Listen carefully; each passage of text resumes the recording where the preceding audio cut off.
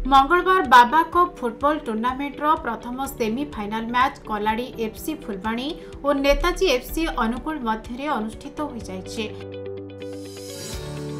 एही मैचटी अत्यंत संघर्षपूर्ण थिबा बेले मैच रो प्रथमार्धरे कोनोसी टीम अन्य टीम विपक्ष रे गोल स्कोर करि पारि नथिले। एहासह मैच रो द्वितीयार्धरे फुलबाणी दल प्रथमार्ध परि सेते भल खेली पारि नथिला।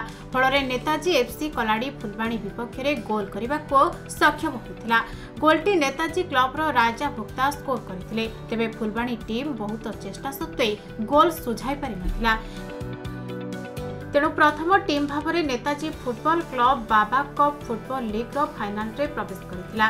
एही सेमीफाइनल मैच रे बौद्धगढ़ विज्ञापित अंचल परिषदर अध्यक्ष श्री मृत्युंजय मिश्र मुख्य अतिथि भाव में जोग देथिबा बेले राजा भोक्ता मुख्य अतिथि man of the tournament trophy लाभ करथिले। एहासह आज तृतीय लीग मैच जीएमसी बौद्ध और माचर देई सोनपुर मध्य अनुष्ठित हेबो बोली जणा पड़िछि। बाबा कप बाबद रे मु एतिकी कहबी जे होउची राज्यर अति पुरातन टूर्नामेंट आज मुख्य अतिथि भाव में योगदान करिछि। किंतु पिलाटी दिनरू जेन दिनठू साइकिल चलई शिखिली से दिनठू एही पढ़िबा को एही टूर्नामेंट देखिबा पई पिला दिनरू मु आसुथुली। सेथिरु आपण अनुमान करि परिबे जे केते पुरातन टूर्नामेंट हेतिबो। तेणु यार गारिमा रहिछि, यार इतिहास रहिछि। तेणु एथिरे राज्यर विभिन्न जिल्लारू आसी खेलाड़ी माने योगदान करिथांती एवं उत्साहर सहित खेल प्रदर्शन करिथांती।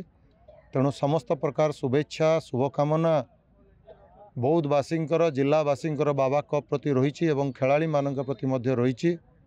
आमे ये कार्यक्रम को उत्साहर सहित आनंद उल्लासर सहित पालन करुछे, आयोजन करुछे एवं आगामी दिन में मध्य निश्चित भाव में अति सुंदर भाव में याकू आमे पालन करिबा, टूर्नामेंट करिबा। बौद्धरू जयानंद मिश्र रिपोर्ट, खबर ओडिशा।